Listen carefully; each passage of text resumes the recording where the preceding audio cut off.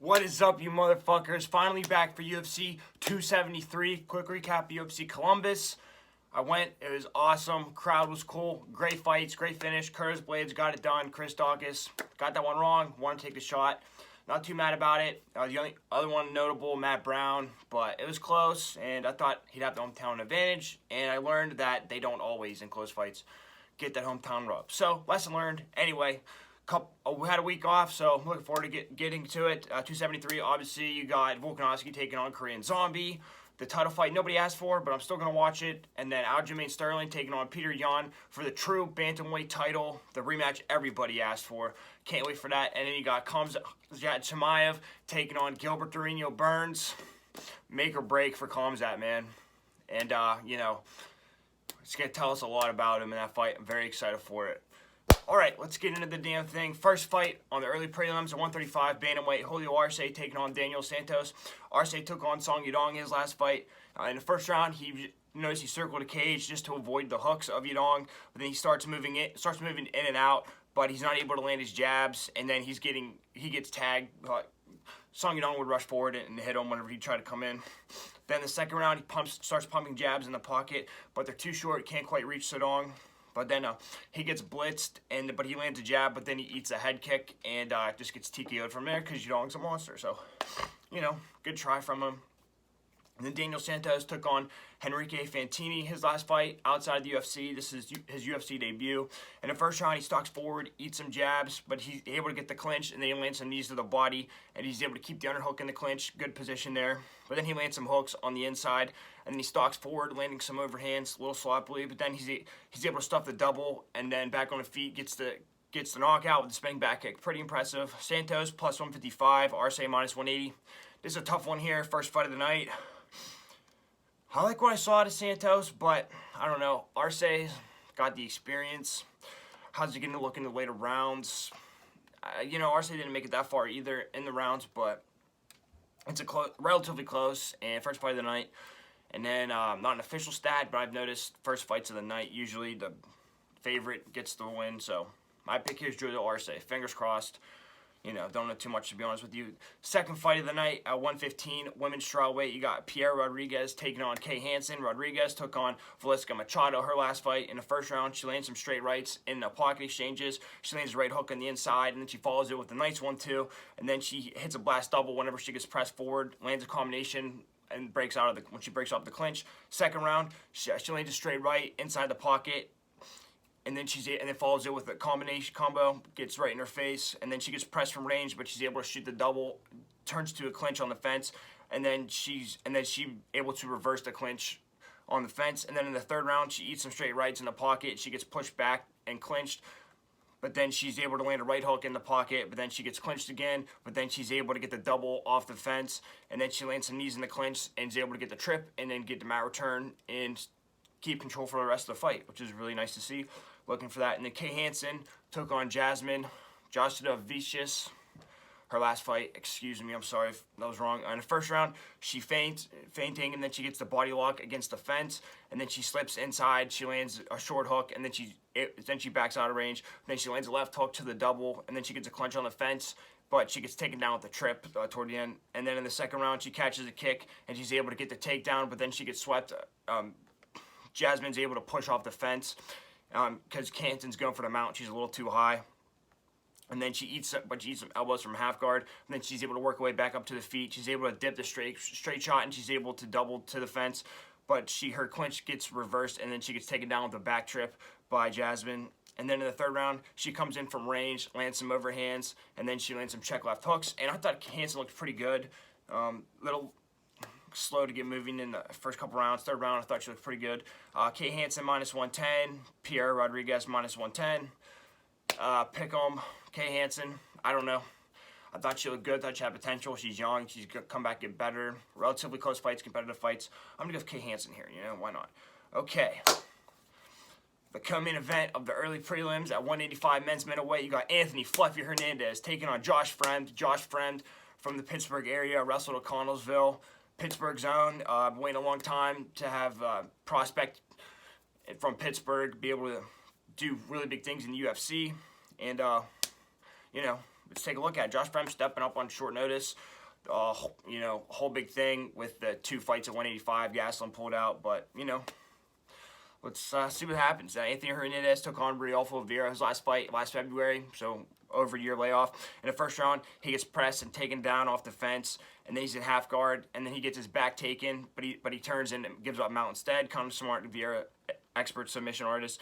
But then he's able to work up, put his back against the fence, and then he's able to in the clinch, and then he's able to defend the takedown from there, and then he's able to break out of there, circle out. Then he gets pressed with bot hooks, but he stuffs the takedown attempt, and then he hurts Rodolfo with the right cross, and then he presses forward with the right hook, and then he gets a quick front choke, and then he's able to take the back and land some ground and pound, and you can tell Hernandez was really turning it up here, and Vieira was getting very tired. Second round, he gets taken down off the fence, but he's able to shake him off of his back, and then he's able to get behind him, land some ground and pound from there, and then he's able to back on the feet, frames off him, lands a nice head kick.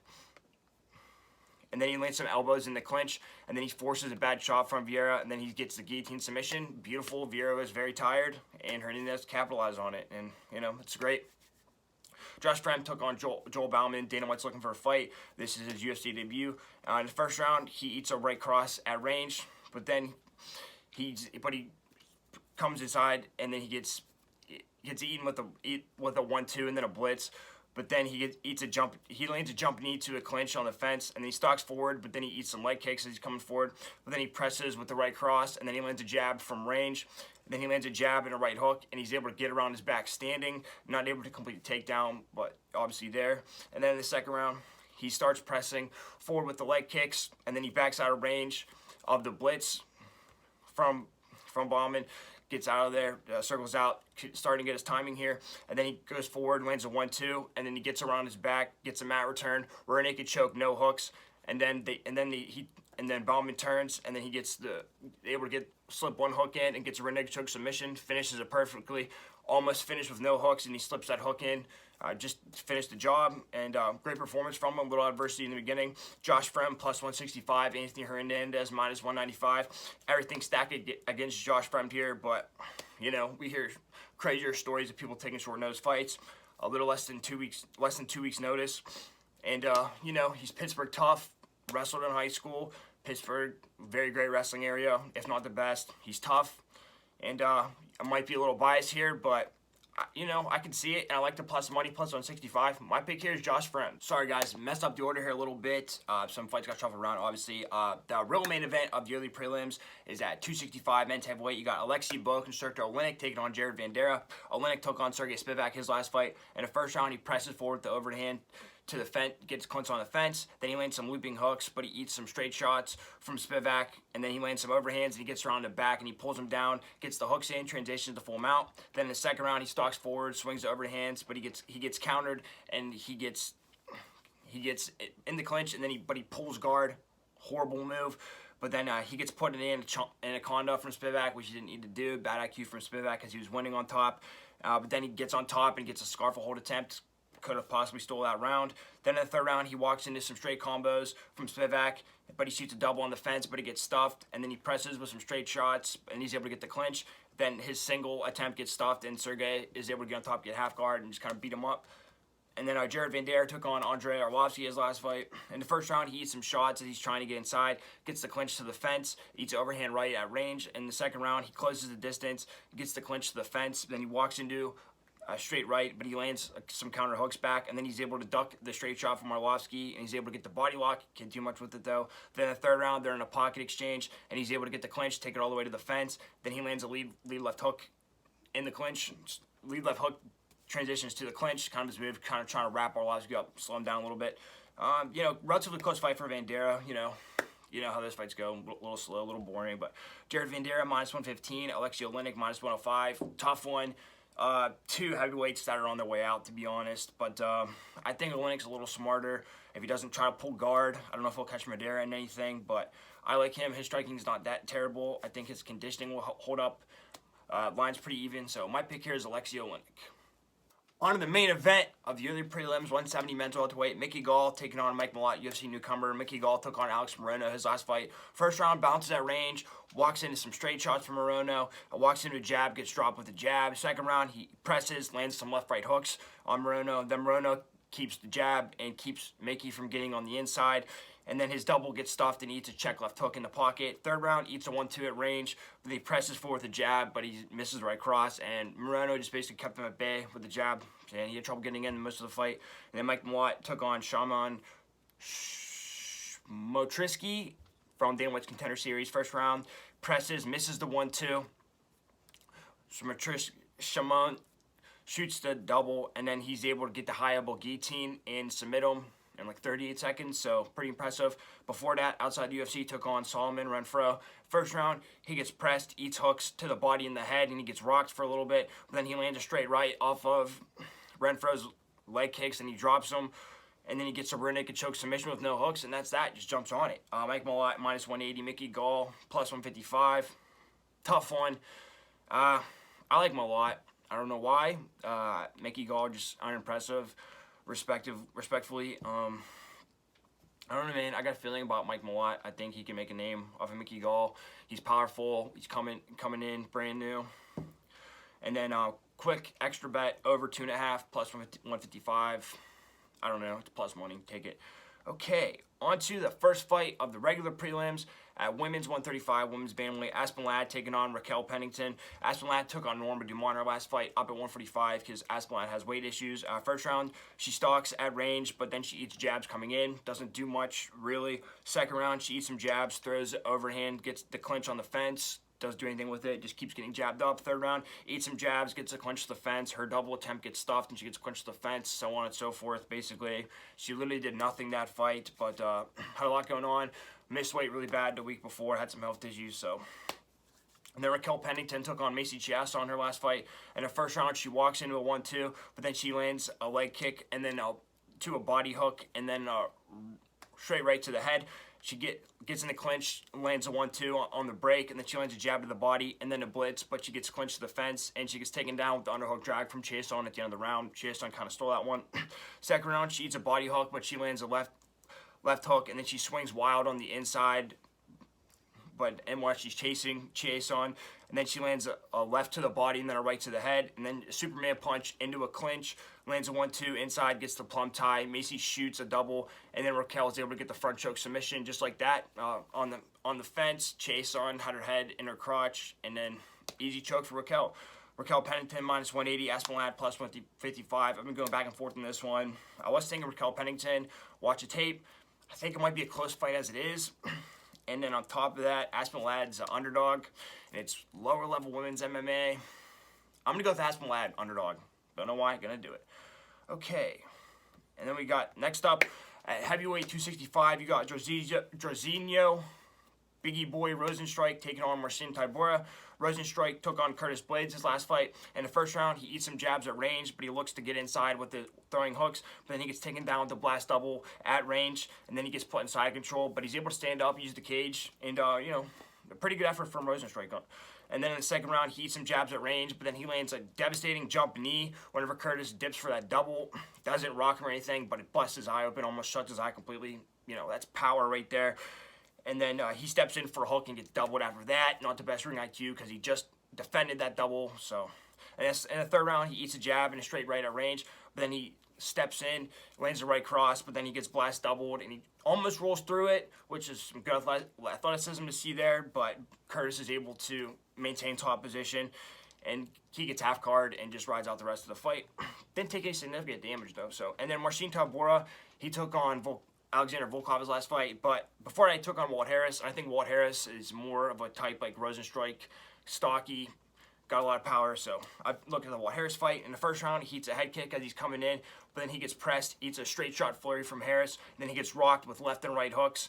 But then he shoots a double to the clinch whenever Walt gets the plum tie and throws some knees, and Marcin takes advantage of it. Good ring IQ there. And then he catches the kick. He's able to get the takedown into side control, transitions to the back, puts the right hook in, and then eventually gets both hooks, applies a lot of ground and pound, Might be looking for the choke, but, you know, he doesn't waste his energy and just gets the TKO from there. Simple and easy for him. Burra plus 135, Rosenstrike minus 155. Going back and forth on this one. Line's relatively close. But Tabora gets hit a lot. He got hit a lot against Greg Hardy, and Rosenstrike hits really hard. And Rosenstrike's takedown defense is decent, I would say, against Blaze. Only got taken down a couple times. And he's going to put up a fight. Even if he doesn't take him down, he's going to put up a fight, tire out Tabora. I think Tabora's there to be hit. My pick here is Jairzinho Rosenstrike. All right, on to the main event of the regular prelims. At 170 pounds, men's welterweight. Again, you got Ian Gary taking on Darian Weeks. Huge spot for Ian Gary.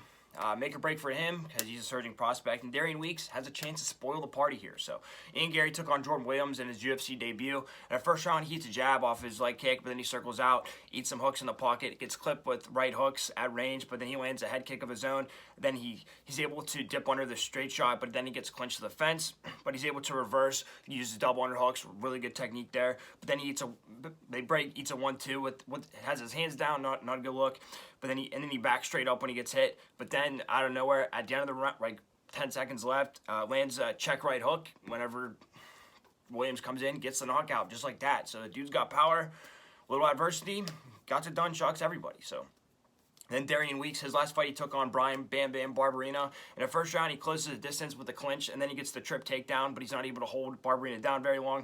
He stalks forward, but he eats the inside low kicks from Barberena. That's his specialty. But then he shoots a high single to the clinch against the fence. Doesn't really do anything. Then the second round, he gets the clinch in the pocket to the trip takedown, and then he's able to defend Barberena's armbar and he gets back up. And then he eats some hooks while they're in a pocket, and then he gets backed up to the fence. But then he looks to clinch when he eats some hooks, though. And then he backs up, lands some hooks in the firefight. But then he's able to get the double whenever Barberena throws his hooks, dipping down, looking for that. Can't hold him too much longer, but throw a couple takedowns in there. You know, I think that helps you. Gets the other guy thinking about it. The third round, he dips the hooks, and he's able to get the clinch to the fence. But he eats some hooks to the body in the pocket. But then he eats the hooks and a leg kick out in the open. And then he gets pressured toward the end of the fight, and he just loses the firefight because Barberena is a veteran, and, you know, those guys typically win firefights. Darian Weeks plus 290, Ian Gary minus 380. God tells me Ian Gary's going to win, but Weeks doesn't have devastating power, but, you know, Gary gets hit. It's just the line for me, to be honest.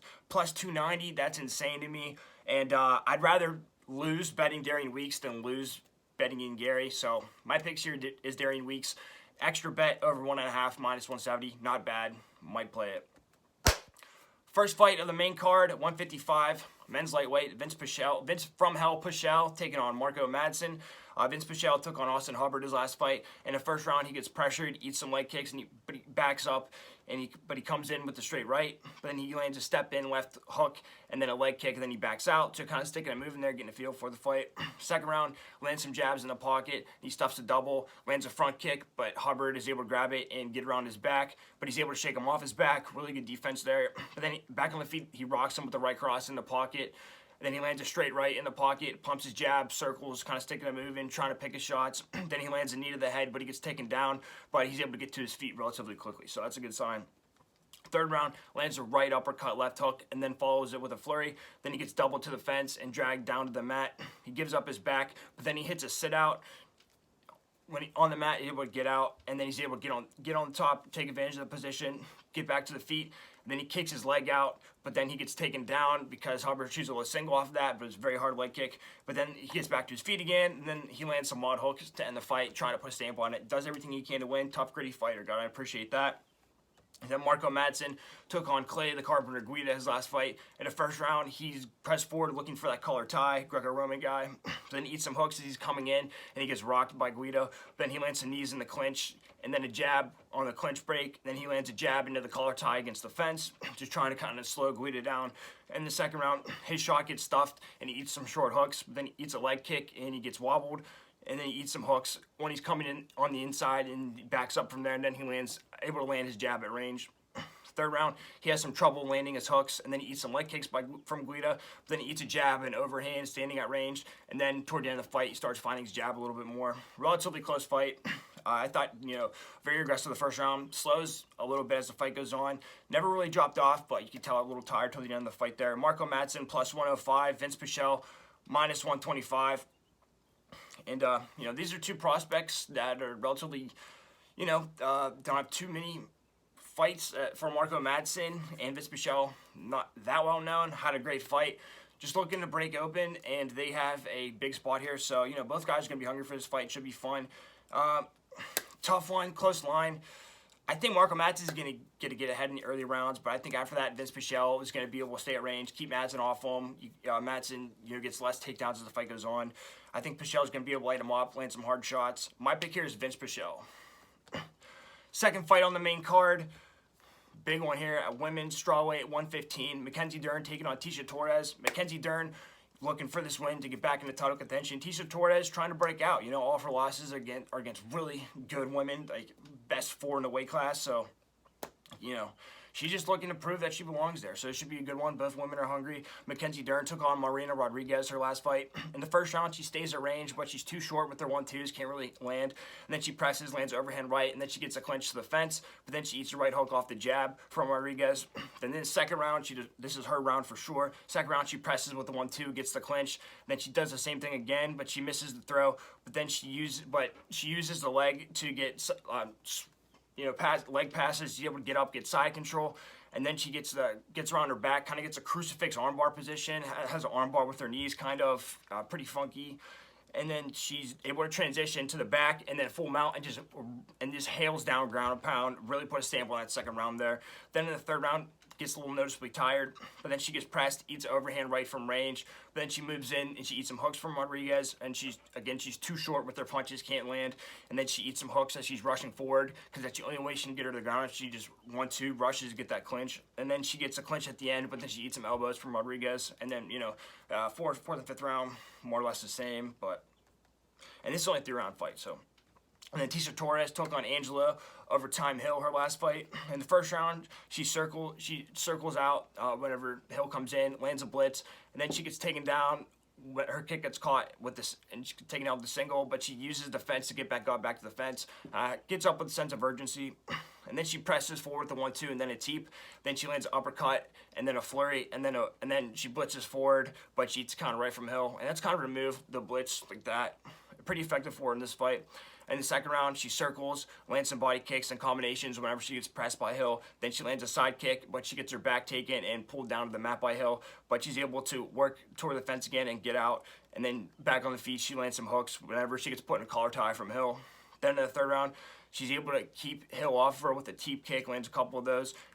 But her double attempt gets stuffed by Hill. But then her kick is caught, but she's able, and then Hill kind of tries to clinch it, but Tecia just kind of punches her way out of there, and it's really effective for her. A lot of power there, and then she eats some straight rights at range, but then she returns with a blitz on Hill. So a relatively competitive fight. I thought Tecia won all 3 rounds. Third round, a little close, but she's got a lot of power. She takes some moves very well, very fast, and she uses the kicks very effectively to keep her opponent off of her. The line, plus 100, Tecia Torres, Mackenzie Dern, minus 120. I really like Dern, but I think Ticia's defense is okay, and Dern doesn't have the best takedowns. So Dern might be able to get her down 1 round, but Tecia Torres only has to win 2 rounds. I think she'll be able to light her up on the feet. Even money. My pick here is Tecia Torres. Goddamn, on to the feature fight of the main card. The fight everybody's been waiting for. 170 pounds, men's welterweight. Gilbert Burns taking on Khamzat the Wolf Chimaev. This is going to answer a lot of questions. If Chimaev rolls through Burns, that's it, dude. I love Usman, but Usman's in trouble, man. So, this is my most anticipated fight of this card. And this is a great card, so that says a lot. Gilbert Burns took on Stephen Wonderboy Thompson in his last fight. In the first round, treats a high single at range, gets it to the fence for about a minute with the clinch, but then he finally hits the bow step, and then he's able to get into half guard, and then doesn't do too much with it. Wonderboy's able to work his way back up. Then he eats a head kick toward the end of the round. Bad ring IQ there, in my opinion. Just kind of, Wonderboy could have stole that round with that. So then in the second round, he eats some side kicks as he's coming forward. Then he eats a spinning head kick, and then he rushes with hooks, and then he lands a right hook on Wonderboy. He lands a leg kick, and then he backs out with a high guard. Because that's decent ring IQ there because that's where Thompson likes to throw straight shots. And then he shoots a single, but Thompson's able to limp leg out of it. And then he lands a right hook to a blast double and gets on top for the rest of the round there. Steals that round, in my opinion. Then in the third round, he eats a right hook as he's stepping in, but he eats some hooks and a head kick when he's just kind of standing at range. Caught him slipping a little bit, in my opinion. Then he gets dropped with the spinning back kick at range. Real quick, gets right back up, but he hits a knee. And then he shoots a high single when they're in a striking exchange, gets it to the fence, and then he's able to get the takedown with the back trip. And then he lands some ground and pound at the end, puts a stamp on it, gets the victory. Not a totally impressive performance, but up to this point, Wonder Boy is very hard to figure out, very tricky fighter, and he got the job done. And he needed that win after the loss to Usman. So, and Khamzat Chimaev took on the Leech Jingliang his last fight. In the first round, he just right away just ducks under the hook of Li Jingliang, shoots a double, gets around the back, big mat return, and then he hooks the outside leg and he starts landing some ground and pound, and then he gets the hook in with the left leg, and then he rips him off the cage, and then he gets the right hook in, and then now he has both hooks in, gets him flat, and ground and pound, waits for the rear naked choke patiently, gets it. Li Jingliang goes to sleep. So, not much more to say about that. Khamzat minus 475, Gilbert Burns plus 350. I kind of think Khamzat's gonna maybe roll over Burns, but again, this line is very disrespectful to Gilbert Burns, and I'd rather lose betting Gilbert Burns than lose betting Chimaev. So I'm gonna go with Gilbert Burns here. He can do it. And then extra bet over 1.5 minus 120. It's either over or under, about the same. I think over. I favor overs usually. We'll see. On to the co-main event of the evening, the rematch everybody's been waiting for. 135 pounds, men's bantamweight. Aljamain Funkmaster Sterling taking on Piotr No Mercy Jan. And then, not too much analytics here. I'm just going to go over our last fight. In the meantime, Peter Yan has beat Corey Sandhagen. Very impressive performance. Aljamain Sterling also beat Corey Sandhagen. Rear naked choke in the first round. And, Aljamain's been out for a year. Got the neck surgery. So, just real quick over the last fight. In the first round, Aljamain lands some straight combinations on Yan. Yan kind of shells up. And then Yan eats a knee to the head from Sterling. Then he lifts his single leg, and then he's trips him, but then he lets him back up because he does that, and then he's able to stuff the double on the fence from Aljo. But then he gets taken out the double by Aljo on the fence, but Yan gets right back up, but then Yan drops him with a straight right at range, and then he drops him again with a low kick, and then kind of falls on top of him, and then he falls on top of him with the wizard kick attempt in a leg scramble, and then toward the end he gets the mat return. Then in the second round, I noticed Aljo's ripping to the body and then gets a single to the fence, can't really complete it. And then Yan stuffs a shot and lands some punches from the headlock. But then Aljo takes him down with a double on the fence. But then again, Yan gets right back up, and then he stuffs Aljo's single on the fence, eats some straight combos from Aljo, but he shells up. Not all of them are going through. And then Yan's able to get the trip around the back and get back control toward the end of the second round. So things are picking up for Yan, and then Yan notoriously kind of gives the first round away, basically. And then the third and the fourth round, Yan just keeps hitting those foot sweeps and letting Aljamain back up. Aljamain hits his back. Yan lets him back up and just keeps kind of piecing him apart. And Aljamain is throwing his lunging straight punches and can't really connect as he was earlier. And you can tell Aljamain's energy is fading. And then obviously the knee in the fourth round. Piotr was on his way to win that fight, but, So, big dilemma here. But here's the thing, dude. The line is very disrespectful. Aljamain Sterling plus 350, Piotr Yan minus 475. And I like the fact that Aljamain he had that first fight, and he gets kind of a pre-test, as he calls it. And I like that. He didn't take the loss, and he knew what he did wrong, said his energy levels were low, didn't eat. I choose to believe him. And, Sterling, he can make this at least a close round, I think. He has to win 3 out of 5 rounds, make this a close fight. The line's too good to not take it. My pick here is Aljamain Sterling. That line is just too disrespectful in my opinion. All right, ladies and gentlemen, on to the main event of the evening, 145 men's featherweight. Alexander the Great Volkanovski taking on the Korean Zombie. The fight nobody really asked for, but I'll watch it. Obviously, it's supposed to be Volkanovski Holloway 3, but it is what it is. Fun fight. Korean Zombie has a chance. He's got power. Volkanovski took on Brian Ortega his last fight in the first round. Presses forward with the right hook, and then he backs out, lands a right cross, but he eats a counter jab from Ortega, and then he lands a check left hook at the end of the round. Second round, he lands a lead left hook at range, gets pressed, and eats a straight right. And then but he lands a jab and overhand in the pocket exchange against Ortega. Third round, he lands a short elbow in the pocket, and then he presses forward with his jab, lands a leg kick, and then overhand right, but his kick gets caught, and he gets put in that crazy-ass guillotine so deep his face turned purple. He gets out of it, scrambles out, gets a single, gets on top, lands some ground and pound. Ortega catches him in a triangle choke. Brian T-City Ortega gets out of that one, okay? And then lands some hard ground and pound. So that was Ortega's shot. Couldn't do it. Fourth round, he lands a step-in hook, but then he gets body locked to the fence by Ortega and tripped, but he gets out. He gets out and he gets put in a guillotine, but then he rolls out, and then he gets on top, gets half guard, and just rains down blows. That was Ortega's second shot, you would say, and he couldn't do it. And then fifth round, nothing crazy happened. Back and forth. You could argue Ortega won, but, Volkanovski was kind of like, he knew he won and kind of conceded that fifth round, I would say. But great fight. Volkanovski's mettle was tested, and he passed, so. And then the Korean Zombie took on Dan Ige his last fight. In the first round, he gets backed up with jabs, eats a lead uppercut, but then he lands hooks, gets the double leg. Then he lands a step-in body kick. Second round, he drops him with the right hook right away. Then he lands steps in from range, lands some hooks, then a jab. Then he lands a right over Ige's jab, and he's able to stuff Ige's double. Then he gets reversed in the clinch, but he reverses the clinch, and then he takes the back whenever Ige goes for the Kimura. Just gets around his back. Bad ring IQ from Ige, in my opinion. Then in the third round, he gets the double in the pocket. Then he works to the back, rear naked choke position, gets a figure four. That's a wrap for that round. Very dominant. Fourth round, pumps jabs at range. Then he eats a counter straight right from Ige, eats a head kick and a right hook, but he's able to catch the kick and get another takedown to end the round. Then in the fifth round, he gets pressed, eats some body hooks, but he's able to stuff Ige's single attempt. And then he lands a knee to the head with a plum tie, and then he pushes Ige down, gets around his back, takes his back for the rest of the round, and wins it comfortably. So good performance from him. Dan Ige, not cream of the crop, but definitely a tough contender. Beat him over 5 rounds. Ige might have won 1 round there. But you take a look at the betting line, Korean Zombie plus 500. Alexander Volkanovski minus 720. Obviously very disrespectful. This fight wasn't even supposed to happen. Korean Zombie just the next guy up because of, say, 145 is kind of log jammed, and Holloway is the rightful contender in my opinion.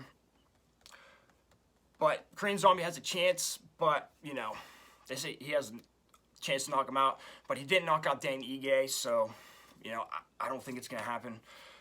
And, the line's really ridiculous, but I just got to go with Volkanovski here. He's the better all-around fighter. I think maybe Korean Zombie might hit him with the hard shot at one time. Volkanovski kind of gets hit, gets rocked sometimes. He got dropped by Holloway, so that might happen. Might have some excitement, but I think Volkanovski's going to beat him. And then I was going back and forth between the under and over 4.5, and Volkanovski said he really wants to finish. 4.5 rounds, almost the whole fight. I think he can do it. Under 4.5 plus 110, I like that. My pick here is Alexander Volkanovski.